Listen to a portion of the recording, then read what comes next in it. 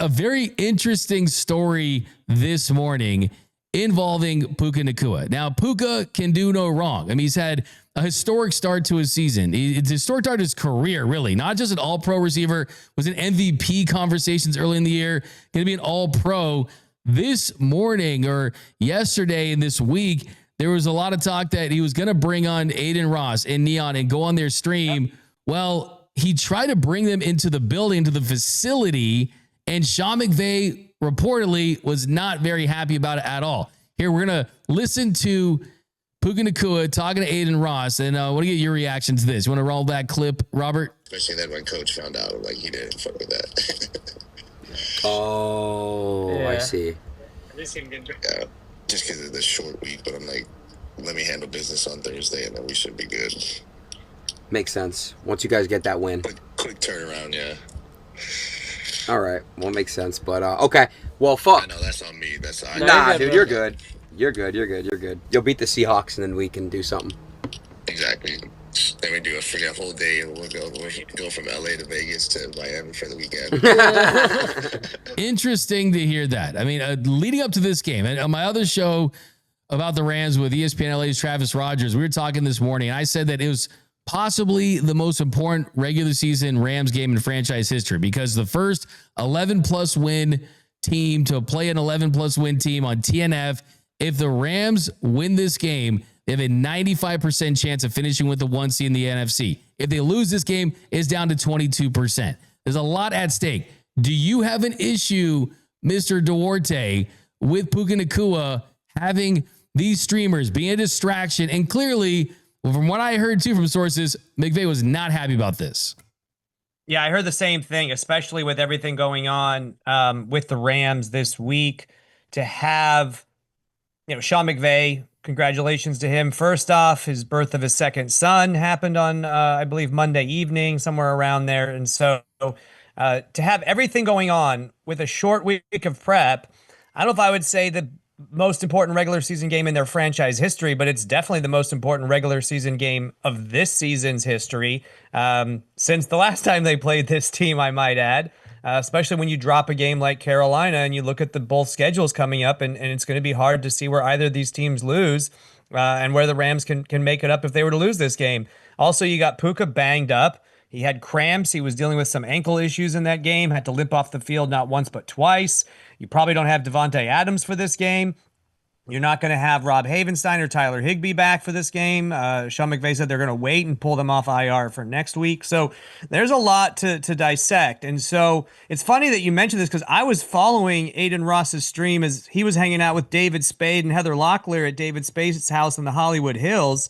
And suddenly I saw they were on their way to the Rams facility for Puka. And I was like, what? With 2 days to go and they're going through walkthroughs and prep? This seems strange. And yeah, sure enough, Puka ended up being more wrong than two left feet on this, I like to say, Doug, because he probably thought it was perfectly fine to do this, and Sean McVay had to remind him, as young and as exciting and hip and cool and wanting to be kind of everywhere as Puka Nacua is, he had to put him in his place and remind him there's a very important game in Seattle in Lumen Field on Thursday, and maybe get through that when we have 10, 11 days off after that, and then entertain your little streamer guests. I completely think Sean McVay's in the right here. And we're not even talking about the biggest controversy of this, Doug, right? It took a little while, I guess, for everyone to rewatch the streams overnight and this morning to realize that even when Puka was on the stream, he said a couple things that maybe he shouldn't have said that are going to probably weigh heavy on his wallet and his pocketbook. And we're talking, of course, of criticizing the refs, saying they all want to be on TV and text their friends and call fake PIs. You think the refs be bullshitting sometimes? Oh, 100%. I'm like, they had a... Yes, the refs are the worst, because there's just some of the rules aren't, and like these guys are lawyers, and like they want to be on TV too, bro. Like the game, you don't think he's texting his friends in the group chat like, "Yo, you guys just saw me Sunday Night Football." Like that was no way. Like that wasn't PI. Like, but I called it. I was like, seriously, they do that? I mean, these guys are normal human beings too, bro. Like these guys. I mean, they do a better job than them. Dude, am I even joking? Yes. They're fucked, bro. They do. kill the game. They're cheaters, bro. I don't care. Now, we as fans, we watch every week, and we could probably pinpoint a handful of those calls and be like, that's bullshit. You just want airtime. But it's different for the receiver, a star receiver, I might add, who's second in the league in reception, second in the lead in yards, to come out with this kind of talk. And I'm sure he's going to get fined heavily for his comments on the refs. And look, it sounds like the streamers are going to come back once this Seattle game is over on Thursday. But I don't know if that's the best thing right now for Puka and the Rams. No doubt about it. And it's specifically what he said about the refs. And I love that you point that out because of all the things that he did, all the things he said on the stream, that's something that could impact the Rams directly on Thursday. When he's getting mauled by safeties and cornerbacks and the ball's in the air and he's not getting the call, I am going to point this out. And he said, quote, "The refs are the worst. They want to be on TV too, brother." Like, you don't think he's texting his friends in the group chat like, "Hey, you guys just see me on Sunday Night Football? That wasn't a PI, but I called it." Like, that is pretty explosive stuff. I mean, let's be honest. I mean, that is going to get the league office upset. That's going to get your team upset. And then he did some bulletin board material. He takes a shot at the Chargers, calling them little brother, saying they're tenants of SoFi. Are those true? Yes. But still, for you to say it on a stream like that, it looks like a guy who was like, I don't want to say he was trying to be cool. I'm not saying he was trying to be Antonio Brown-ish vibes, things like that. But this is something that, like for Cooper Kupp, right? A guy, I show up at the facility at 5 a.m. I leave at 9 o'clock. And Sean McVay, it's a we not me mindset for this team.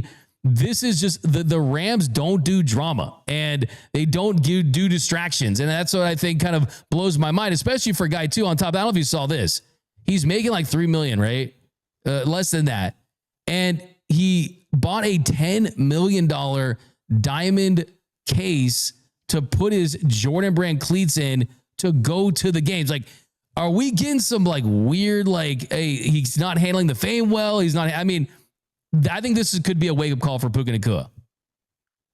I don't know if this will end up being the wake-up call, Doug, but to your same point, Puka Nacua is like a MasterCard in LA. He's everywhere you want to be because he's a man about town, right? We joke about Mookie Betts being a man about town, right? The World Series ends and all of a sudden you see Mookie in a suite at the Rams. You see him courtside at the Lakers.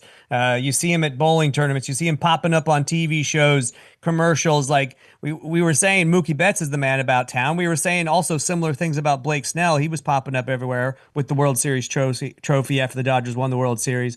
But Puka Nacua, I tell you, and I can give you direct from the source. I just interviewed Puka a couple weeks ago, one-on-one, exclusive with NBC, talking about his career, his family. He just became a father. He has a son. There's some controversy there with his baby mama. There's a lot to digest. But moreover, we got to kind of snack and have lunch and ask some fun questions. We did some blind rankings together. So hanging out with Puka, I got to see this is a guy who loves football. Don't get me wrong, Doug. Loves football. Loves putting on the pads. Loves getting hit. Loves tanking guys. Loves putting out stiff arms and getting extra yards. I like Sean McVay's analogy, calling him a Pac-Man, the way he just eats up yards after the catch with the yak. But this is also a guy that lived in Provo, Utah for most of his life, and talked about how there's nothing to do there, and you're all around Mormons, and there's rules and regulations, and you're going to get kicked out of BYU if you break any of these rules and regulations. So now it's like he's completely free and independent. He's in one of the greatest cities in the world, in Los Angeles, where what makes Los Angeles so great, Doug, is anything you want, anything you're into, whether it's surfing, skiing, golf, whatever, and we're just naming sports, it's here in LA. It's so diverse. It's so spread out. Whether it's food, whatever, we have absolutely everything. And Puka right now is like a kid in a candy store. Whether it's courtside at Lakers, which he was just at a few days ago. Whether it's going on the streamers with, Aiden Ross and Neon, which is what the cool kids are doing right now, right? They call it code switching.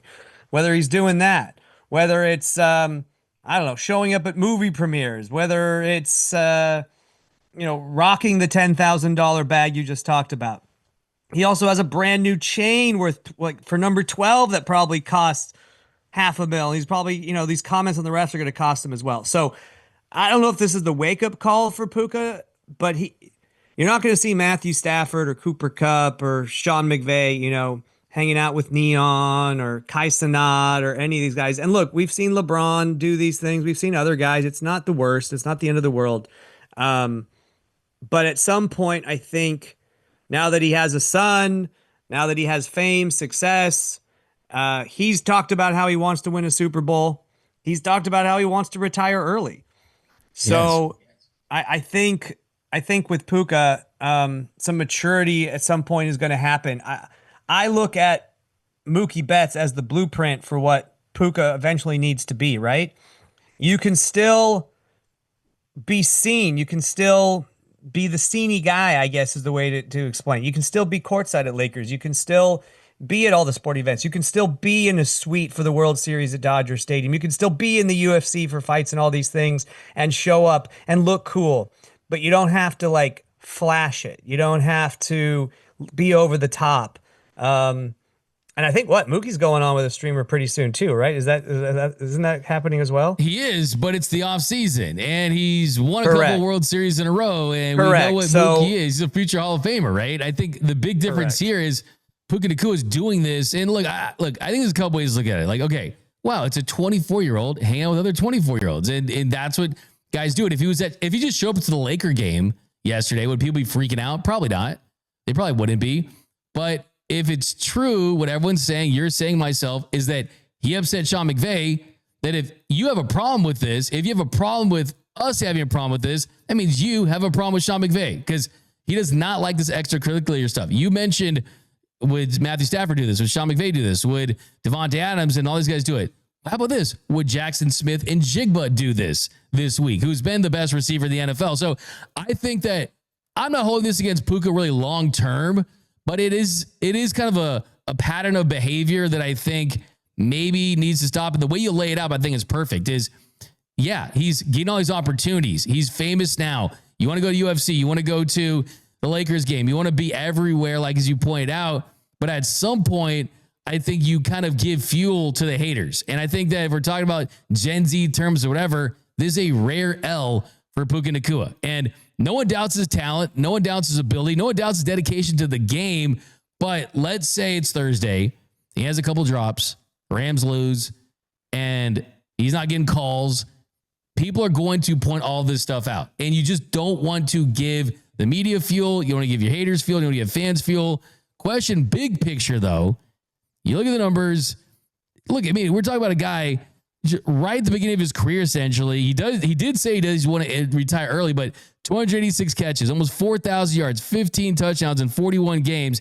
He's on pace to shatter his rookie numbers with 103 receptions for 1,367 yards and 6 touchdowns through week 15. Is he someone that could display a level of behavior that might make you not want to make him one of the highest paid receivers in the game? I don't think we're anywhere near close to that point.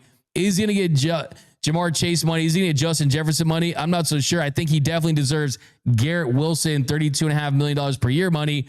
And I think you look at the injuries, the way he plays, I think he's going to be paid very handsomely, but it'll be interesting to see what those conversations. I would pay to be a fly on the wall in Sean McVay's office with Les Snead there talking to Puka Nacua about the situation.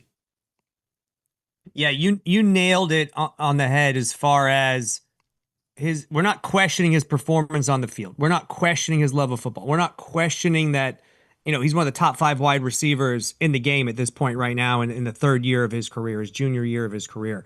We're not questioning any of that. And look, we're also not saying he's not out there getting in trouble and being at the club until 2 a.m. or with strippers or getting shot. You know what I mean? Like, there are other players in this league dealing with those things. We're not, saying that what he's doing is terribly wrong. But to your point, when you said he's taken an L, right? He's curled beside these streamers like a comma on this live stream, not just 1, 2 of them, right? And Neon's all over the news because of his relationship with Iggy Azalea. Aiden Ross, the boss, is everywhere, like we were talking about. And you do this right now. We're 24 hours before the biggest game of their season talking about this, when they're already going to be shorthanded, and this is a game they need to win going into hostile territory, a tough place to play with the 12th man, and he has to have a monster game, right? We don't question whether he's still going to be able to do that. But you, to your same point, you're becoming a distraction now for your team amongst the biggest week, right? I'm sure, I haven't seen it yet, but I'm sure for the media availability, Sean McVay is going to get questions about this, right? He should be getting questions about, being a new dad, lack of sleep, and how he's preparing to beat the Seahawks, not about Puka Nacua hanging out with streamers. Matthew Stafford, thankfully he spoke yesterday, so he's not going to be getting questions. Yeah. But these guys are going to be getting some questions about this. It's a distraction. The league will now have to decide if they're going to fine him for his comments on the refs. And look, did he say anything that wasn't true? Did he say anything about the Chargers that wasn't true? No. Did he kind of humanize it? He said the refs are human beings too. He tried to use compassion and empathy and be human about all this.